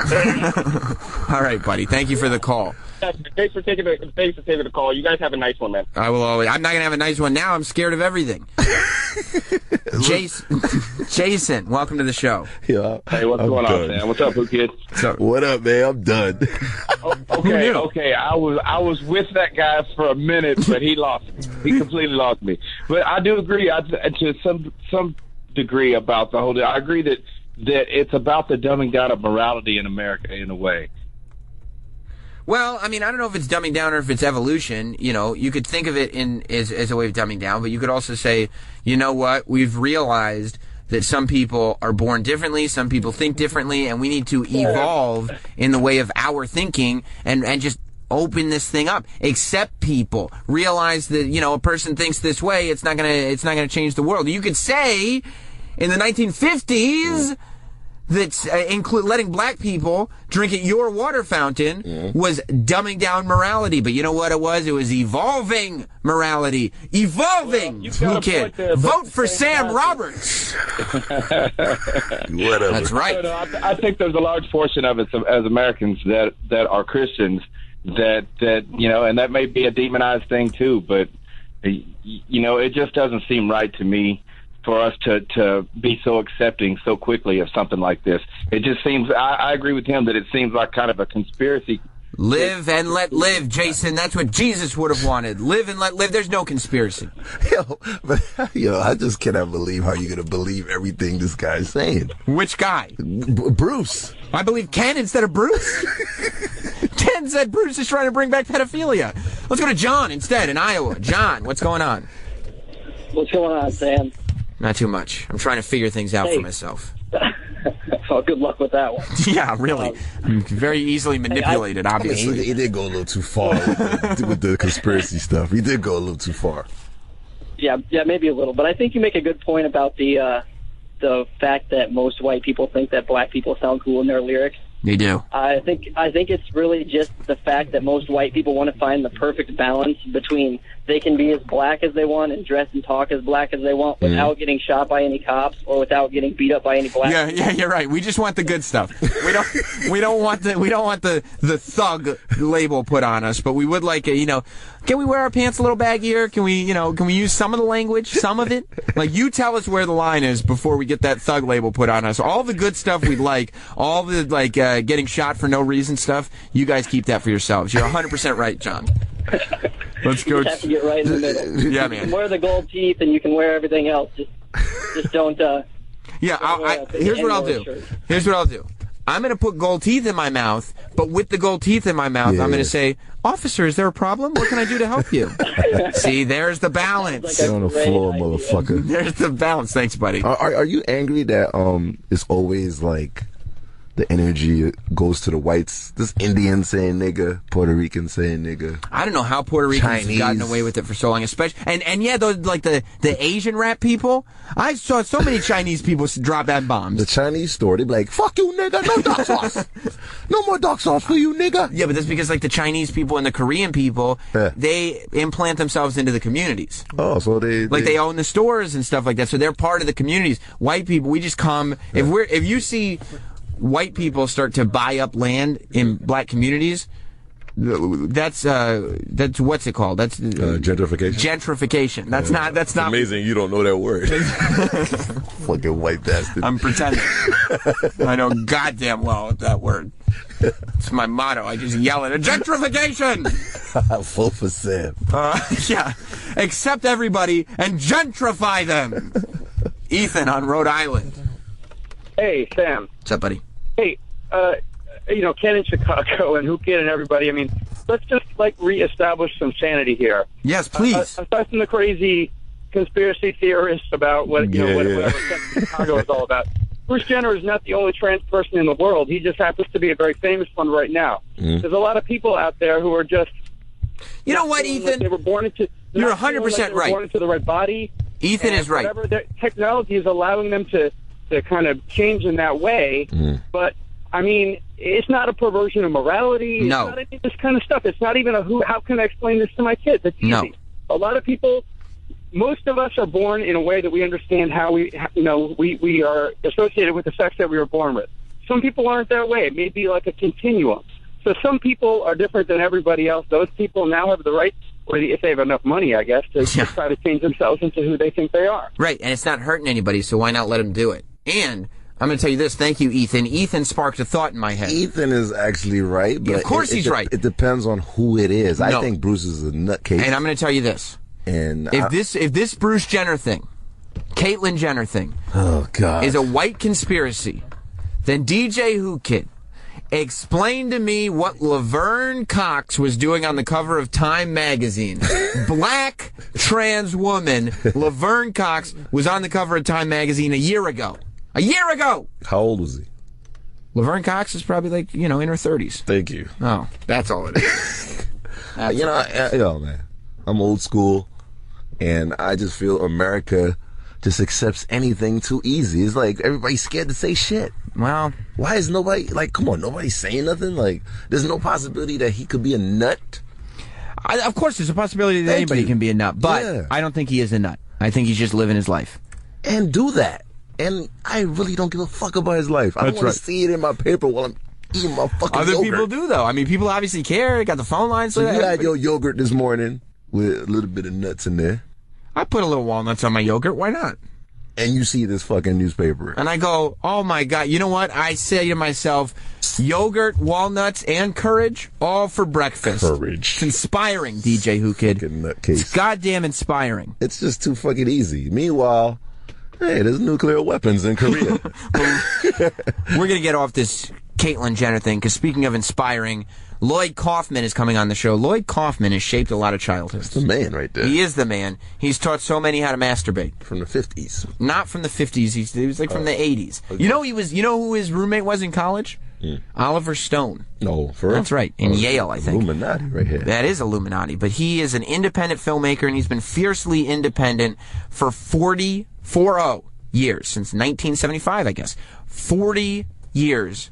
He's been fiercely independent. Serious? He made the Toxic Avenger series, Class of Nukem High series, Sergeant Kabuki Man NYPD, Tromeo and Juliet. The list goes on and on. The original Toxic Avenger? The original Toxic Avenger. Yes. Coming out the swamp and... Yes. Not Swamp Thing, but Toxic Avenger. He's still alive, God? We're going to talk to him. After this, Whoo Kid sticking around. Lloyd Kaufman is on Sam Roberts' show. Don't you dare go away. Welcome back to Sam Roberts' show. See, that's what I want to sound like, Whoo Kid. Cool, like Drake. Whoa. I don't know what he's talking about. But I've got Urban Dictionary, so it shouldn't be a problem. How do I sound? You sound great. No, like... No. Okay, what are you doing? Toxic Avenger, motherfucker. You're just excited. What? DJ Whoo Kid makes sound effects when he's excited because the great, infamous, legendary Lloyd Kaufman has entered the studio. Lloyd, how are you doing, man? I'm okay. Tromaville is not too far from Shadyville, by the way. I see, man. Hey, see? We're in the bad section. Where the chop shops and the hookers are. Of course, Lloyd. And I have with me Mr. Zach Amico, my protege. Yeah, so Zach. Chilling. Zach Amico, young man. He's a star of some of your films. He's the associate director of Return to Nukem High Volumes 1 and Volume 2. Oh, get out what does that entail? That entails helping a 70-year-old man direct a movie full of 19-year-old girls. Exactly. So you're the one who has to ask them to take their tits out. I am one of those people that has to. I am one of the people that has that burden. Wow, that must be tough. Is that tough? Is that a tough request? Like when you that's kind of something that people expect a little bit from a Troma By the film. way, Zach and I both get naked in Volume 2 of Return to Nukem High. Okay, again, I thought this was to promote the film. I don't know if that's. I made that mistake. We have no money, so we're going on Kickstarter. And over the weekend, I said if we don't get up to 40,000 by Monday, I'm going to put up nude photos. And how much you up to? No, I did it the wrong way. I said if you get to 40,000, I'll put up nude photos of myself. And how much you up to? It went down. Oh, it did. People took their money back. I should have done it the other way. Yeah, but there's if we nude get up to photos 100,000, I'm going to blow Zach Amico if we get up to 100,000. You will perform oral sex on Zach Amico if you get up to 100,000. Well, of course. I would do it for free, actually. All right. Well, you don't want to give it away. See, these are all normal situations here. That's how you make movies for 40 years. I don't know. I don't know enough about Hollywood. I've been stuck in radio studios for the last 10 years, so I don't really know the movie You're more creative business. than I am. Don't worry. there were no drug dealers back then to get money to finance some of your movies. Back then, there were some dentists who had to look in the mouths of smelly old women. They gave us a few bucks. The problem is the big media conglomerates control the market, so it's very hard for us to get to a public, and we want total freedom. So, we don't want to get censored. So we've used our own money, and now our fans are helping us. Like Kickstarter. And I like that in the Kickstarter video, of course, Lloyd Kaufman is responsible for Troma Films, which, as I said before the break, all the Toxic Avenger movies, your most famous films, obviously, Toxie and everything, spawned a cartoon series. The Nukem High series is very, very famous, and that's the series that's been rebooted with Return to Nukem High. Whoo Kid, I should have taken you. I saw Return to Nukem High Volume 1. When did it come out? 2 years ago? 2 years ago, yeah. I saw that the way it should be seen in a theater, right? Sitting next to Lloyd Kaufman. What? And my favorite part of it is that after all these years, he's been making movies for 40 years, and Lloyd Kaufman is still sitting there in the theater giggling at his own fart jokes. He's still. Does he react to like all the screaming or the action and everything? Like, no, he's just giggling at the fart jokes. No. My favorite part. You can never have too many. I've written 6 books, DJ Who, and may I call you DJ? Yeah, of course. Mr. Goldstein. I got you too. Fat plus fart equals funny. That's a rule of Troma production. That's it. What's the fact? And of course Schopenhauer. What's that? I meant the fat. As in the whole reason I'm in the movie is so that after I could work hard and act and do it, that they could lay fart sounds in every time I move. Is that what happens? Well, it's actually more fun to do it when you see Hillary Clinton put just add in the fart sound effects for people you don't expect it. Right, they're just sliding out of her pantsuits. But this is the series that's being rebooted, Nukem High, with Return to Nukem High. Is that for Zach? For you to be part of it, did you grow up on Troma? Dude, it was everything. 12 years old, saw Toxic Avenger on VHS. Mm-hmm. Decided the next day I wanted to be a filmmaker. Went to school for it. Became an intern, and I interned for Lloyd for 3.5 years, and then he let me take the reins on the new movie. You sure know how to take advantage of free labor over there at Troma, don't you, Lloyd Kaufman? 3.5 years Nothing's free in this world, buddy. Nothing. That's really why he's going to blow me. It's back payment. He owes you. I've got lips like a woman. Does Zach get killed in a lot of the movies? Well, we don't want to be a spoiler in this one. He's killed me a number of times. That was my initial request. I just wanted to die, and then I said, by the way, speaking of early Troma people, James Gunn, who brought you Guardians of the Galaxy, wrote Tromeo and Juliet, a movie that I directed about in 1999. And I brought with me this amazing, beautiful DVD, a collectible DVD for DJ. DJ Whoo Kid can have it. Yeah. That's pretty incredible. Yeah, Tromeo and Juliet is one of the more famous Troma movies. And yeah, this guy who's now the #1 superhero movie director, he's mainstream though. How do you handle that? You talk about kind of fiercely being independent and wanting to be away from the mainstream. How do you feel when your children, when your Hollywood children end up in the mainstream instead of being kind of independent like you? They know how to operate in the mainstream. James Gunn is the best guy in the world, and Guardians of the Galaxy is a masterpiece. It's terrific. It's great. It's emotionally right. It's sophisticated. It's I don't funny. even like superhero movies anymore. No, I'm I can't over stand them that completely. crap. No, it's horrible. But his movie is terrific. That's a good one. Eli Roth is good. He started with us. A lot of people who started with us are great. They know how to work the mainstream and get what they want. I don't. I am a very unpleasant person. Yeah, I was about to say. Soon we'll discern, and your fans will probably be shutting the radio or whatever. I don't even know how they have computers. Oh, no, it's radio. It's radio and apps and everything. And if you want to call in and talk to Lloyd, by the way, it's 866-969-1969. That's 866-969-1969 to Here's talk to oh, no, sorry, Lloyd that's my Kaufman. underwear. Oops, yeah, what are you walking around with your underwear for? I always have to have a second pair. I'm almost 70 years old. Here's the Tromeo and Juliet for DJ Who. DJ Whoo Kid's going to sell that on the one train in about 20 minutes. No one will buy it, but although James Gunn makes it worth Canal something. Street. Yeah. No, it's really good. It's in iambic pentameter, and it's a lot of blood on and it. you know what's interesting about our movies? You have a show, right, that goes 10 hours? Yeah, I got like an 8-hour show, which is a nightmare. On Horrors and Stars. Well, it's 8 hours when he shows up on time, which has not happened yet. Well, we've learned how to save money. We make movies that are only 80 minutes, but they seem like 8 hours. And that's one of the Troma systems of producing, as Zach and Nico will tell you. Well, that's what people don't realize. The reason the Return to Nukem High was divided up into 2 parts is because we couldn't take the 80 minutes. It's 45 minutes each. It feels like a full feature. That is kind of a big undertaking, though, for you to say, okay, I'm going to step back into the world of directing and everything. We need to go back to Nukem High, which is just a ridiculous concept. The concept of this movie is it's a high school next to a nuclear power plant, and then the nuclear stuff goes into the high school, and then the bullies turn into nuclear subhuman monsters that smash people's heads.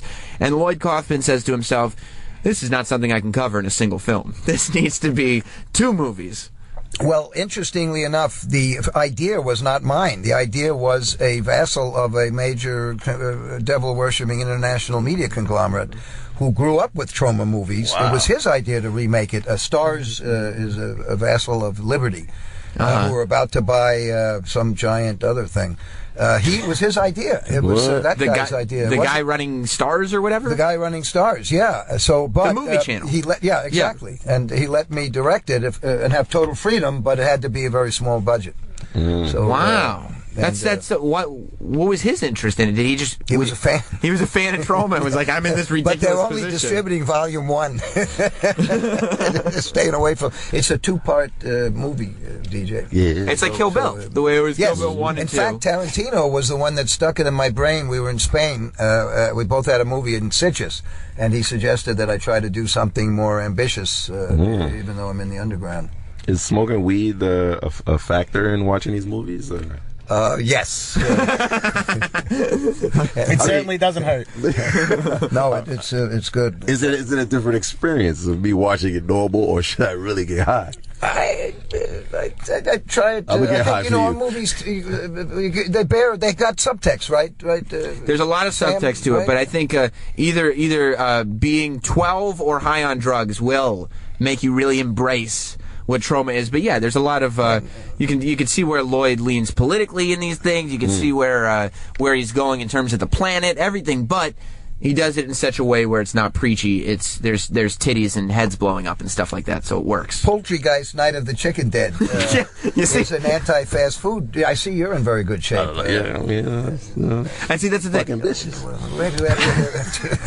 That's your workout. Oh yeah, fucking bitches. I need to be in one of these movies. But that's what I'm saying. Like for me, I love fast food. That's a terrible thing to say, bitches. How can you say that? I'm in hip hop. Oh my gosh, I'm so shocked.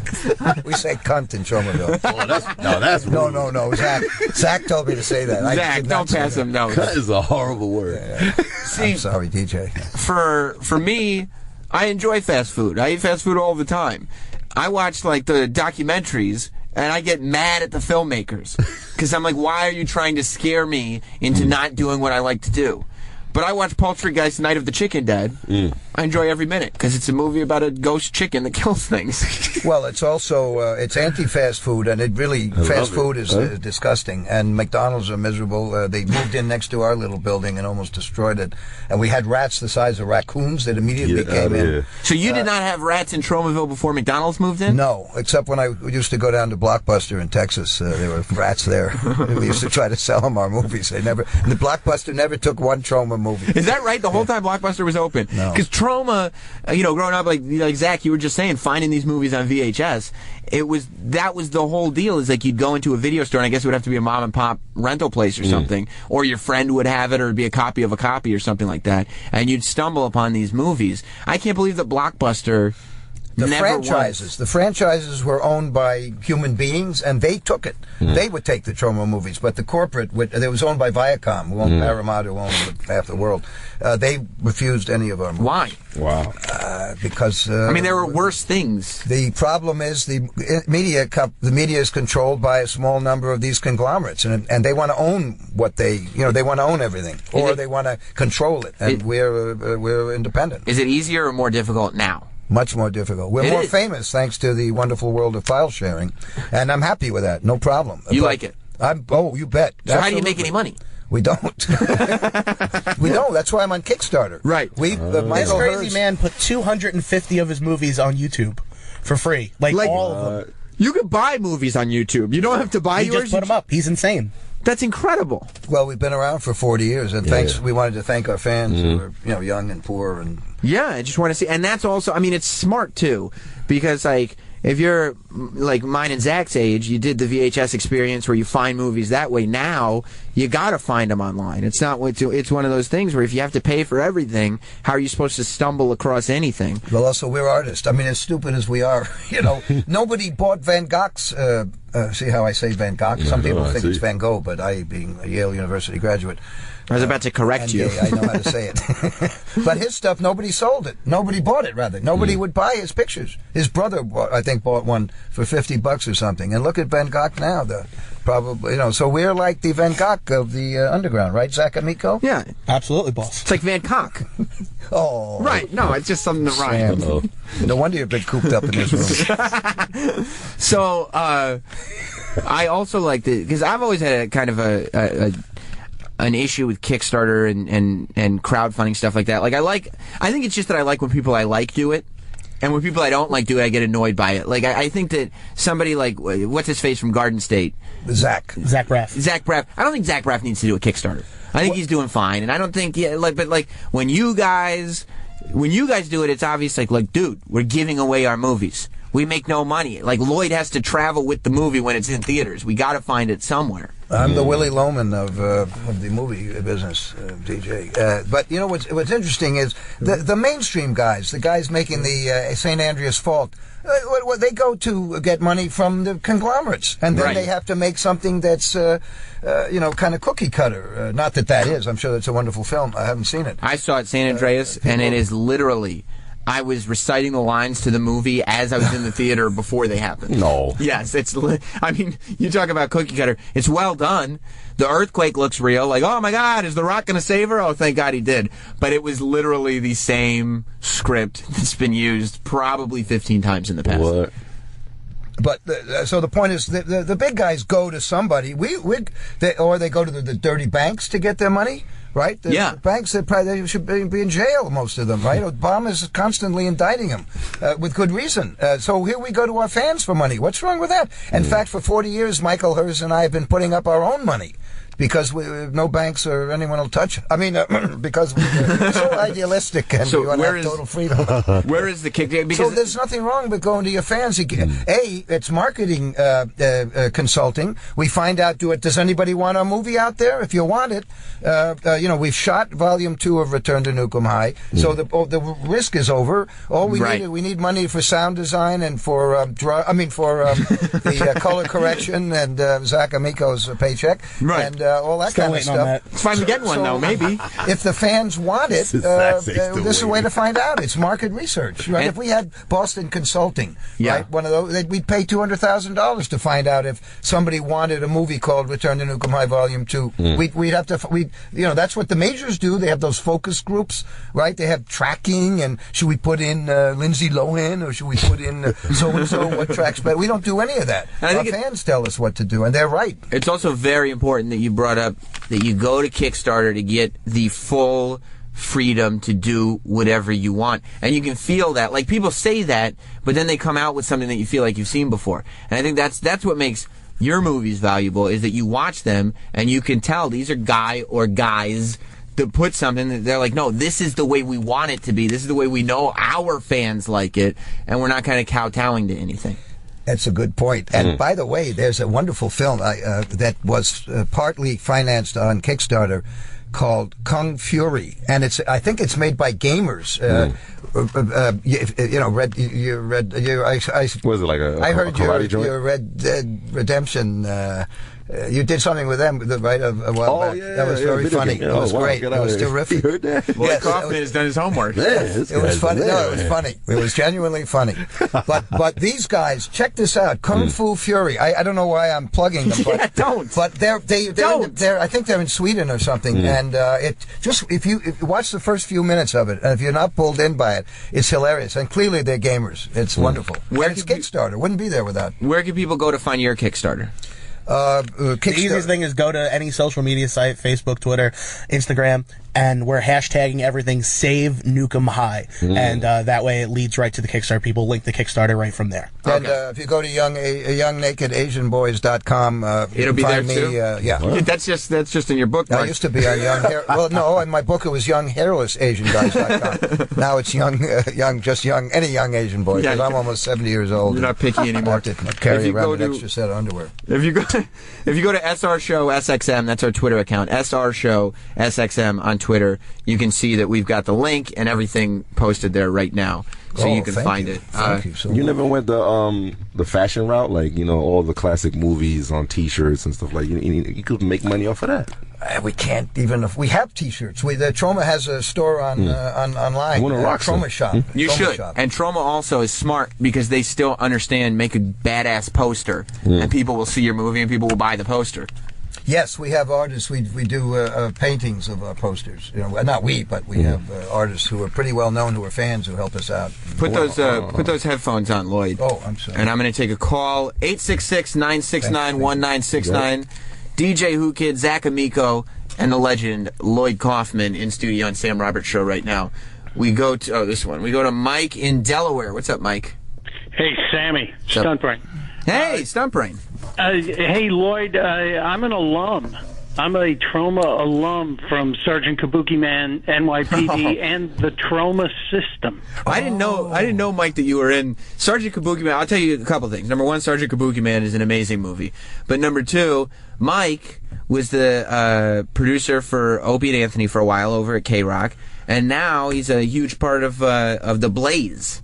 Wow, Mike. Yeah, so he's very, very successful. Another very successful... In spite of Sergeant Kabuki Man, NYPD. Yes. So the plot, for those that don't know, the plot of Sergeant Kabuki Man, NYPD is there's a kind of bumbling police officer that goes to a kabuki show. Get out of here. A spell goes into his mouth, and he turns into somebody who is half cop, half kabuki warrior, who transforms throughout the movie. I like it. Yes. Now, Sam and Mr. Mike, you should know that Sergeant Kabuki Man NYPD now has a podcast just premiered, Kabuki Man's Cocktail Corner, and this week it premiered online. You never stop. It's on YouTube. It's a short podcast, and this year, this week it features Capricorn Smack, wonderful ensemble.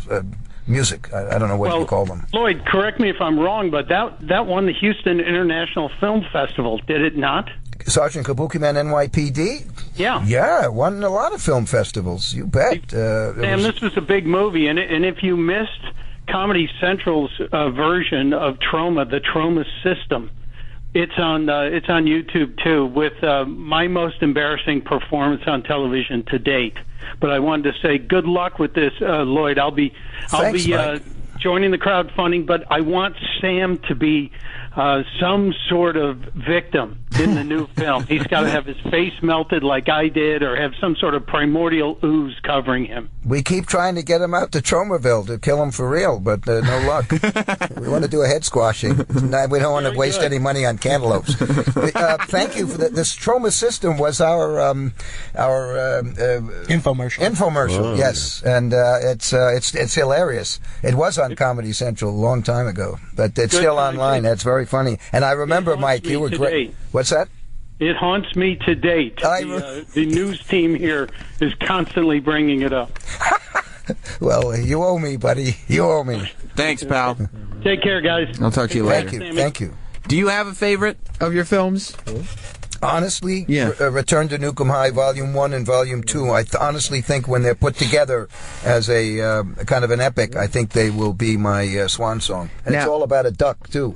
It is about a swan song with a duck. You know what my favorite it's my duck song, I guess. I was talking about this gag. It's the dumbest gag, and I was talking about it for weeks after watching this movie. You know what my favorite part of the Return to Nukem High Volume 1 was? You're holding a glass of milk in one hand and a phone in the other, and every time the phone rings, he picks up the milk. Like he's going to answer the phone and spills it all over himself. It's great every time. Now that is direct to Laurel and Hardy. Yeah. Direct Laurel and Hardy. Well, it works. It works. Thank you. When you're making movies now, because growing up, like, especially when I went to Syracuse and I was taking film classes and stuff, and I started to realize that everything Troma was doing, number one, it was shot on film, and all the effects were in-camera effects, meaning you did things, you didn't put it into a computer and kind of animate it or do anything. Like you said, if somebody's head got squashed, you had to find a cheap way to do it, so you put a mannequin body in a cantaloupe, and you squash it, and then red stuff goes everywhere. Well, we wanted to squash real heads, but unfortunately we'd be locked up. I'd be giving my bitch in jail and have all my cigarette money. Did you have trouble kind of transferring over, because the new Return to Nukem High obviously has some in-camera effects, but a lot of digital and CGI stuff too. Was that like a compromise for you? Most of our we had some with Volume 2. We've got some really horrible CGI and After Effects. So, I think we did it. I think they're fun. I think we don't have the money to do what The Rock can do with Andreas Fault, but I think we've used that medium in a way to satirize it. So there's stuff in Volume 2 that I think the fans will enjoy, just because it makes fun of it. Doesn't that make it classic though? If you're doing it in there direction? Yes, well, our fans like the fact that we do practical special effects, and we haven't done 3D, and we haven't done we can't really. You gotta explain a Lloyd Kaufman movie fan. Like, what kind of people are these people? The fans? Yeah, what kind of fans? Just imagine me, but not as charming. Boy. No, damn, Zach. That's not fair. Come on. What was the wild? I mean, the fans are like, it's been 40 years. Yeah, there are 3. We go to San Diego Comic-Con, or I'm heading out to Indianapolis to Indie Pop next weekend. And you'll see there's people my age. There are people who are teenagers. It used to be mainly young boys, which is what I like. But in the last 10 years, we've gotten, I'd say it's about 60-40. Now we have about 40% who are gyno. Does it blow your mind? We don't say woman. That has the word man in it. And girl, of course, that's why we don't say bitch. We say gyno-American. Gyno-American. Could you do that, Whoo Kid? Do you think you could actually maybe take that to some of your rapper friends? I'll take it over there. Gyno-Brit, gyno-African-American. Right. Yeah, if it's gyno-LBGTQ, for example, which is one of the themes of Volume 2 of Return to Nukem High. Very heavy LBGTQ. Get my gyno on. Yeah, you got to get... look at that. You got to get Caitlyn Jenner involved. Troma. Shout out to all my gyno niggas out there. You got to get Caitlyn Jenner involved. This is great timing. For you to be doing an LGBT-focused thing, this couldn't be better. You got the Transparent show that everybody's talking about. Laverne Cox on Orange is the New Black. Now Caitlyn Jenner. I mean, this is all coming up roses for you. Yeah. And I'm naked in the film, too. He hasn't gotten naked. No, he hasn't. And I'm way ahead of her. Are you tucking? Yes. Yeah. Okay. Good. Because the verdict's out on whether or not Caitlyn is tucking or went through the surgery. Nobody knows for sure. Yeah. But now, Zach, you're naked in Return to Nukem High. You were the associate director, and you got totally naked. But you didn't tuck because you're. No, I got conned into that. You're pretty hard. Did you really get naked in the movie? Oh, absolutely. When I came into audition, I said I would get naked, and you just offered it up. His greedy little eyes lit up, and I had to go in for an audition. And then he saw my dick ring. He saw my Prince Albert, and he got so excited because he's had naked fat guys with little dicks, but he's never had one with a little pierced dick. Right there. And you should the light in his face, and we've never had one of those before. Is that right? And I knew I had the part.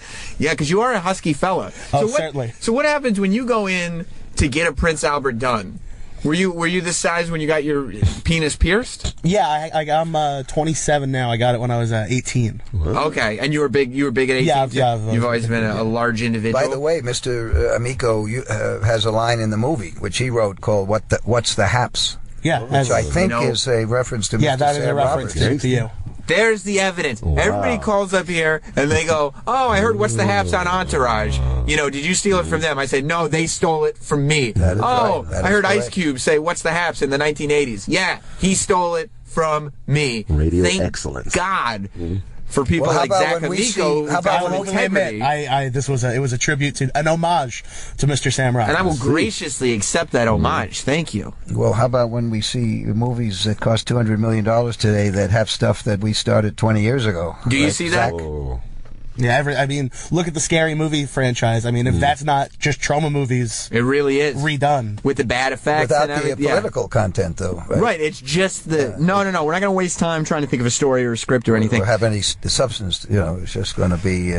Does that drive you guys crazy when people don't really pick up on the substance? Because Troma films are like, look, even when I was plugging your appearance and everything, I was like, for those of you that don't know Troma, it was what Rhonda Shear played on USA Up All Night all the time, and it taught a lot of young boys how to masturbate for the very first time. I think it did. Oh, I get that all the time, where a 13-year-old kid will come up to me at one of the comic book conventions and say, "Mr. Kaufman, the first time I jerked off was during the steam room scene in Toxic Avenger, and the guy's sweating." And Sometimes he hires them to associate directors' movies. I don't know, playing with myself when I saw Toxic Avenger. You didn't do that? I'll probably touch my ass, but that's about it. I don't know why you were touching your ass, but it was because these movies were so well done, especially if you saw them as a kid, because it had just the right amount of nudity, where you'd be sitting there knowing it was coming, and you'd be very excited throughout the whole movie. That's right. and you'd be very excited throughout the entire movie, just waiting, so that when you got your 10 seconds, it was all you needed. All you needed was one thing 10 as part of like this generation of kids that are working on Troma movies now. Whenever we watch our old VHSs, and all the sex scenes are always worn out because you could tell we all used to rewind them and jerk off. Rewind, and then pause at the right part. That's it.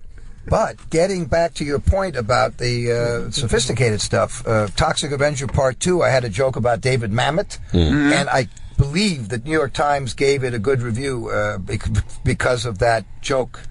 And Poultry Guys, Night of the Chicken Dead, I put in some Walt Whitman at a great moment. I thought it was amazing. Gal says, I hear America singing during the middle of this crowd who just loves eating this greasy chicken. And the bad girl says, the bad gyno says, I hear America singing. And nobody got it. Nobody. At least maybe people got it. Nobody ever said to me, hey, that was a great use of Walt Whitman. Does it drive you crazy when people don't get the more intelligent humor or the sort of subtext to what's going on, or is it sort of, if you get it, then it's in there for you, and if not? No, what drives me crazy is I'm living in a refrigerator carton under the overpass of the highway, and some crack addict, some flocka addict now is eating my face off when I wake up. That's what drives me crazy. Do the people who went through the Troma system, do they pay it forward? Like, is James Gunn being like, look, here's a swift million, I can afford it now? Well, he put me in his movie. I saw you were in the prison scene, right? Yeah, exactly. Yeah. He's put me in all his movies, James Gunn. He's the best. He better give you a big fat paycheck with him. I mean, now he's not scratching and clawing like he paid his dues. Believe me. He wrote Romeo and Juliet. He wrote my first book. He wrote the first book that I wrote. All I need to know about filmmaking, I learned from the Toxic Avenger, which is, 15 years. People are still buying that book. Well, he's great. He's a good guy. Speaking of Toxic Avenger, Dutch in Connecticut, if you want to throw the headphones back on, Dutch in Connecticut wants to pipe in. What's going on, pal? Hey, boys. Sam, love the show. Congrats. Thanks, Long overdue. Yeah, I was thinking that, too. I'm a fan of Toxic Avenger. It was filmed in my hometown of Boonton, New Jersey. And to this day, it still stands as the only good thing that's ever happened to that town. And I promise you, they will not get the intelligent humor there. No, I wouldn't think so. The people of Boonton, though, are in the film, and I'm eternally grateful. The whole town, they were all we don't say extras, we say actor persons, because extra is sort of a demeaning word. But they were the actor persons in the scene when Melvin jumps out the window of the gym and all that kind of stuff. And they were so nice to us. And the mayor of Boonton, everybody was great there. And they had a 30-year reunion in Boonton not too long ago, and showed, I couldn't go, but they showed Toxic Avenger, and Toxie himself showed up. And it was very That's exciting. Amazing, Toxie. Yeah. Let's go to David in Connecticut, who's on the phone here with Lloyd Kaufman on Sam Roberts Show. What's going on, David? Hey, boys, how you doing? Mr. Kaufman, I have a question for you. Yes, sir. How would one go about getting a role in one of your movies? I've been a Toxic Avenger fan my entire life, the whole Tromaville series. Love it. You should just keep an eye on my Twitter at Lloyd Kaufman. I usually announce it there. When you see us getting ready to do casting, be aggressive. Usually anyone who's very aggressive, right, Sakamiko? Anyone who's aggressive and has some energy. The more annoying you are, the more likely you are to be in the movies. The more what? The more annoying you are to the people working on them, the more likely you're going to get a part. Huh. So just don't be shy. In fact, the first turn on, Madonna was begging to be in that movie. That was Vincent D'Onofrio's first movie. And my partner, Michael Hers, and she was aggressive, but I was at the Cannes Film Festival, and Michael turned her down. She wasn't his image of what he wanted in the first turn on, which was about a summer camp. This was before she became a big star, and she I would hope so. She even said, "Yeah, I know you're a big star and everything. Like a Virgin was great. It just doesn't fit my image." Well, 6 months later, she was on the cover of Newsweek. 6 months, literally. She said she was going to be a big musical star. And as our first turn on was unimpressing people, she was definitely sucked some good dick. Shooting.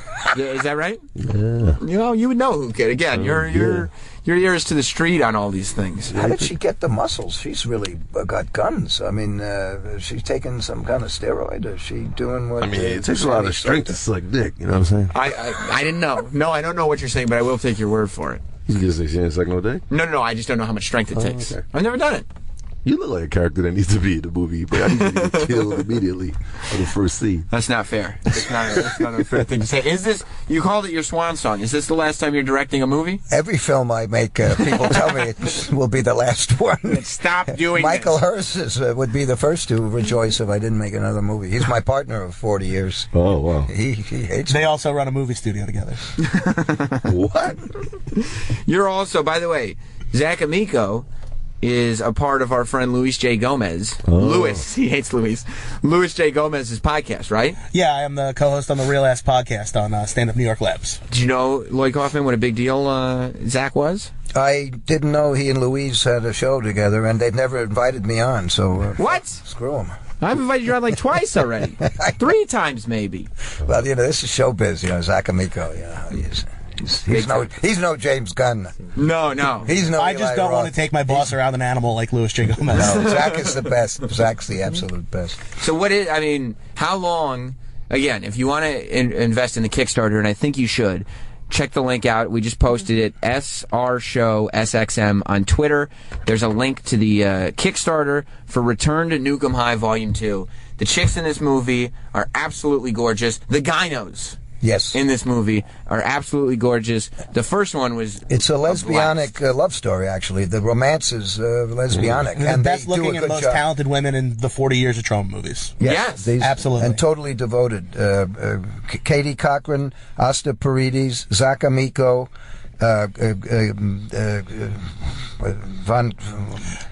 Everybody in this whole cast, everyone in this movie, and we all hang out. We go to every screening, and it's just such a talented group of people. It's insane. I was going to ask you. In fact, Asta met Clay Von Karlowitz. Our 2 leads are getting married in September. Really? And Mark Quinnett, all those the nucleus, they're totally devoted. This has been a 4-year poll, and they are just totally wonderfully devoted to the project. Really, genuinely devoted. I never got to my question, Zach, about your Prince Albert. Oh, of course. Like, what is the reaction? Because you said you're not the most well-endowed man? No, I've never impressed anybody. So what is the reaction when you go into a tattoo piercing place, and you're like, no, I want this pierced? Fury from the angry Spanish lesbian who was doing it, and she was like, all right, just don't piss on me. Really? Like, she was furious with me. She hated me. Why? Has she been pissed on before? Is that I have no something idea. that happened? Maybe I just looked like I was gonna. We got a pisser walking in. I did have on a diaper and had my legs up in the air the whole time. Okay, so you could see where that impression would be. But yeah, no, it was, she hated me, and she was furious. But you have a memory and it's still pierced. Yeah, oh yeah. Now it's stretched and obnoxious, and now it's going to be immortalized on film. Well, I want everybody... Can't wait. Everybody's got to make sure they see this thing and that it's color corrected, which means you have to invest in the Kickstarter. Again, it's Return to Nukem High Volume 2. If you haven't seen the Nukem High movies, like, I don't have a lot of respect for you, but...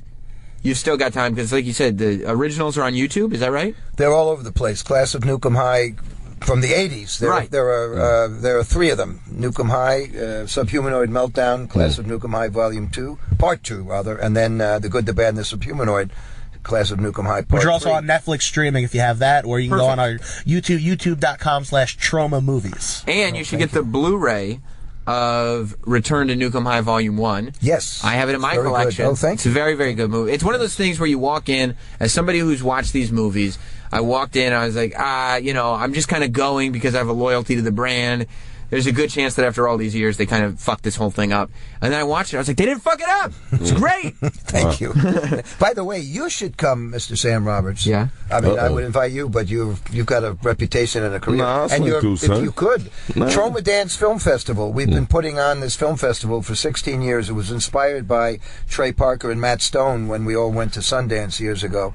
It's a free festival. You can submit your movies for free. You can see them for free, and no VIP policy. But you all ought to come and be on the panel. The 16th annual Troma Dance is going to be in... I'll watch all the movies and then I'll swing through. It's going to be in Brooklyn. It was in Williamsburg last year at the Paper Box. And this year it's July 24 and 5. It's all free. Let's do it. Who Public can come. You guys should be on. We'd do a panel. That'd be kind of odd. I'll do the panel. It'd be wonderful. Let's do it. July 24 and 5. The panel would probably be on the 25th. Okay. So if you have time, that would be terrific. I'm in. We're going to have somebody from YouTube and somebody from Vice, I think. And somebody from Sirius XM Satellite Radio. That would be great, Sam Roberts. Primetime Sam Roberts. Guys, thank you both for stopping by. We'll thank all three of you for stopping by. Of course, DJ Whoo Kid's on Twitter at DJ Whoo Kid. Huh? Bye. You had to be here, motherfucker. You're at least once a week, period. DJ Whoo Kid on Twitter. You can get Lloyd Kaufman on Twitter at Lloyd Kaufman. Mm-hmm. Follow me on Twitter at Zach is not funny. ZAC is not funny. That's right. And, of course, submit to giving money to this movie. Go to Kickstarter and submit to Return to Nukem High Volume 2. You can get the direct link at SR Show SXM on Twitter. Thanks, everybody, for hanging out. Thanks so much. Thank you. And we'll see you. Toxie's here. Wow. Toxie, look out, DJ Who. Watch out, Toxie's. Look out. Oh, no. DJ's head. Oh, no. He lost his swash. Oh, it's getting very, very weird in here. We'll see you tomorrow. Give me them tits. Nicole Ryan will be here. That's right. Nicole Ryan will be here tomorrow. You should meet Nicole Ryan. You want to talk about a well-endowed woman who'd be good for a Troma film. Okay. Nicole Ryan will be here tomorrow. We'll see you then live on Sam Roberts Show. Goodbye, everybody. You've been listening to Sam Roberts Show. Fuck yeah. If you missed a moment, listen back on demand at SiriusXM.com/on-demand. I like that. And stay up to date with the Sam Roberts universe at Twitter, Facebook, Instagram, YouTube.com/NotSam, and NotSam.com. Imagine this. She's been waiting for that special moment her entire life. You get down on one knee. You nervously recite the speech. You're shaking. She's crying. Then the moment comes. You ask her to marry you and slowly open the ring box. Her face turns from excitement to disgust because a giant toxic monster has come out of the ring. No, because you bought her a bad ring. The most important moment in your life was ruined by presenting a lame ring to the love of your life because you didn't take the time to get her the very best. Don't let this happen to you or someone you love. Steven Singer is on a mission to ensure no woman ever has to suffer the fate of being presented with something less than perfect on her special day. Visit Steven Singer Jewelers online at IHateStevenSinger.com or in Philly at the other corner of 8th and Walnut. And be sure that you will never run the risk of buying anything less than the best. Find out why the competition hates him at IHateStevenSinger.com on the phone at 1-888-I-HATE-StevenSinger or go down to the other corner of 8th and Walnut in Philadelphia. Don't let someone you love buy something less than the very best. Go to Steven Singer Jewelers.